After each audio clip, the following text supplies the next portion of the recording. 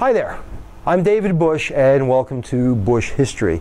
You are viewing a series I call The Presidents, and they are part of my ongoing YouTube presence to help people who are interested in studying American history, taking a look at different aspects. This particular series has to do with the administrations of each of the presidents of the United States, starting with George Washington and going through to present day. And I'm going to continue this as long as we have presidents, and that'll hopefully be a while yet. Nevertheless, you can find additional information about each of these presidents and about other topics in American history at www.buschistory.net, which is my companion website. And on that website, you will find a series of links to my Greater American History videos, which have to do with every topic I could think of in American history, organized in chronological order, and a series of review videos, timeline review videos. This is a companion course to my AP US History course. So let's take a look right now at Lyndon Johnson. Lyndon Johnson, 36th President of the United States, 1963 to 1969. Always take a look at the term of office. A president's term is 4 years or 8 years. Anything different than a one-term or two-term presidents means something odd happened, and certainly with Lyndon Johnson that is true. So, President Lyndon Johnson, his number 36, his vice president was Hubert H. Humphrey, Hubert Horatio Humphrey. How's that for a name? Johnson's party was a Democrat. His term of office was 1963 to 1969. Who came before him and after him, and what were their parties? John Kennedy, Democrat, preceded Lyndon Johnson, and Richard Nixon, Republican, followed Lyndon Johnson. Any unusual circumstances surrounding his ascent to the presidency? Well, we have the death of the very popular John Kennedy on November 22nd, 1963, at which point Lyndon Johnson became President of the United States. There is that fabled picture on Air Force One of Lyndon Johnson taking the oath of office to become President of the United States. Jackie Kennedy's to his side, his wife is to his other side, and Jackie's still wearing the dress with the blood all over it. This was a PR move. This was a PR move because Lyndon Johnson was president immediately on the death of John Kennedy, because they take the same oath of office on Inauguration Day. But it was important that the country and the world see that we had a president. So that inauguration was done simply as a PR move to show the American people and show the American world and show the rest of the world that we had continuity. Any catchphrase, a term specifically associated with LBJ's president? Well, there's Great Society, which was his domestic agenda, very similar to FDR's New Deal. Escalation had to do with his Vietnam War policy, and he was called LBJ. Lyndon Baines Johnson was called LBJ. When he left office, was it by choice, defeat, natural death, assassination? It was unusual. He chose not to run for re-election in 1968 at the height of the Vietnam War. After the failed Tet Offensive in January of 1968, he decided it wasn't working. He had lost the confidence of the American people, and he simply decided not to run for re-election. Would he have been re-elected? It's hard to say. It's hard to say because the confidence of the American people had waned a great deal in him. History will never know. Domestic issues and events for Lyndon Johnson. Well, in 1963, immediately after the death of John Kennedy, he renamed Cape Canaveral in Florida as Cape Kennedy, or the Kennedy Space Center, because the space program had been one of John Kennedy's dreams. He also announced the Warren Commission, headed by Earl Warren, to study the events of the Kennedy assassination. They wanted an answer. They wanted an answer quickly, and that became known as the Warren Commission. They published the Warren Report. In 1964, we have the 24th Amendment, which outlawed poll taxes for people to vote. And basically what that was, it was an attack on the Southern segregationists who tried to keep blacks from voting and make them pay to vote. Well, it outlawed poll taxes. He announced his war on poverty, which would be part of his Great Society plan. Now, his war on poverty included a bunch of New Deal-like social programs. Head Start, which had to do with taking children from impoverished families and getting them started in school prior to elementary school.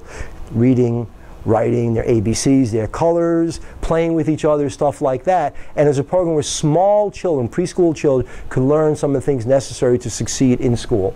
Food stamps for poor people, people who were on welfare at the time. and that was also a big part of his Great Society, would help people purchase food, certain foods. Medicaid, which was aid for poor people to get medical care. The Revenue Act, which was a 20% tax cut. Remember, we'd been at 92% during Eisenhower's presidency. Well, we're dropping a little bit. His Economic Opportunity Act. This was local initiatives like the Job Corps. How do we train people who are poverty-stricken to be productive members of society? And that was what the Job Corps did. The Civil Rights Act of 1964 basically outlawed discrimination in the United States, but it's an act. It is not an amendment. And we're going to need that to really take stronger steps. In 1965, we're going to get the Great Society. The Great Society was his collection of social programs. VISTA was the Volunteers in Service to America. Think Peace Corps under John Kennedy, now turn it domestic. And it was people who were willing to go into poor neighborhoods and go onto Indian reservations and help in those neighborhoods and help improve life in those neighborhoods and on Indian reservations. The Voting Rights Act, the Immigration Act, the Voting Rights Act is just what it sounds like. It expanded voting opportunities. The Immigration Act absolved quotas in the United States that occurred all the way back to the Chinese Exclusion Acts of the late 1800s. Now, we would not have quotas about who comes in from which country in the world. And it coincides closely with the Cultural Revolution and the persecution of intellectuals in China during the Maoist regime. The Elementary and Secondary Education Act was a massive funding increase for elementary schools and secondary schools. I was part of that because I was a child during the 1960s, and there were all kinds of programs in education during the 1960s. The Higher Education Act, which was grants for students going to college, and it was very, very reduced student loan rates for students going to college. Malcolm X was assassinated in 1965. Malcolm X had been the aggressive part of the civil rights movement in the United States, and the Watts riots, which were a series of race riots that started in Watts, California, in the Watts section of Los Angeles, but they preceded a larger series of riots that would occur across the country. In 1966, we have the National Association of Women formed now. Go back to Betty Friedan and the Feminine Mystique, and you can see the connection between Betty Friedan and now. In 1967, connecting to the Watts riots, we have Detroit riots. And Detroit riots, once again, poverty-stricken neighborhoods, civil rights riots. We have, in 1967, he nominates Thurgood Marshall to the Supreme Court. This is the first black justice on the Supreme Court.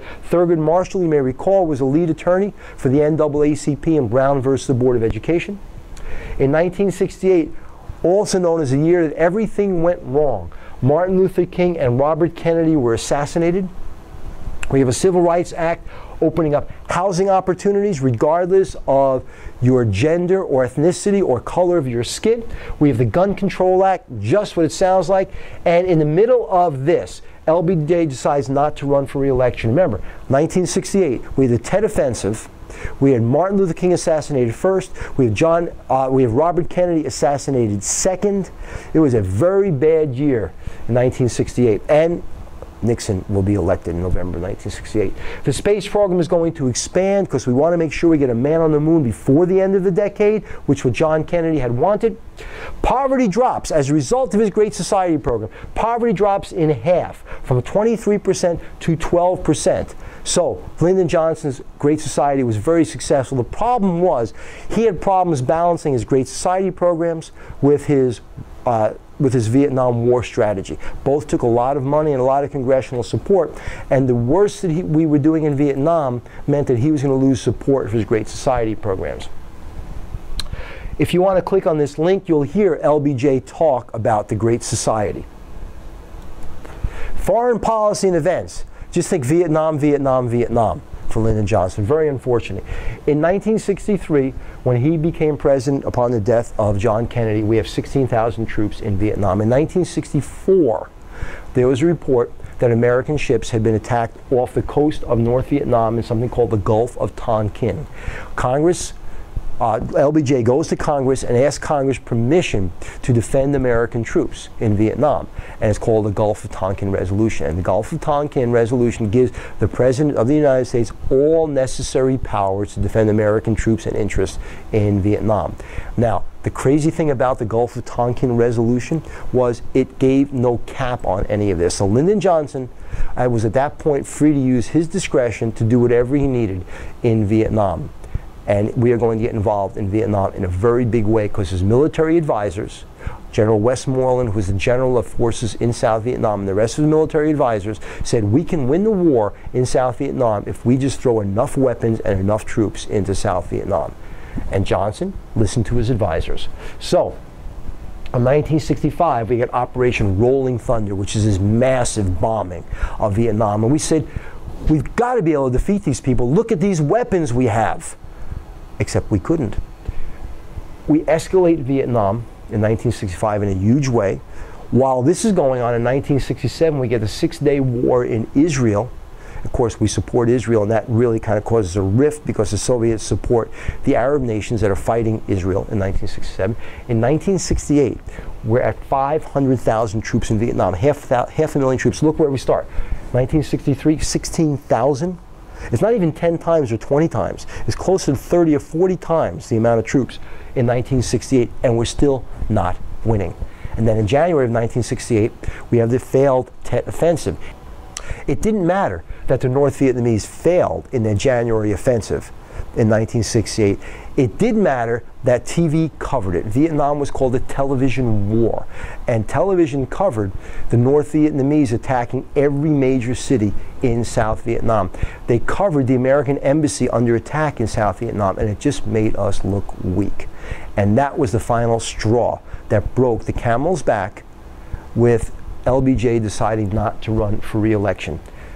If you want to click here, you'll hear Lyndon Johnson speak about Vietnam. So Lyndon Johnson's presidency is a mixed one. We have his social programs, and we have his programs for civil rights, which were largely successful. And we have his Vietnam strategy, which largely failed. So which Johnson do we embrace? Do we embrace what he did for poverty in the United States and civil rights, or do we embrace the fact that his Vietnam policy was a failure? It's really hard to judge. You guys have to decide that yourself. But Lyndon Johnson tried to fight two wars: the war at home for civil rights and the war against poverty, and the war in Vietnam to contain communism. Anyway, for now, I'm David Busch, and this is Busch History, and that was Lyndon Johnson. Have a good day. I'll see you soon. Take care.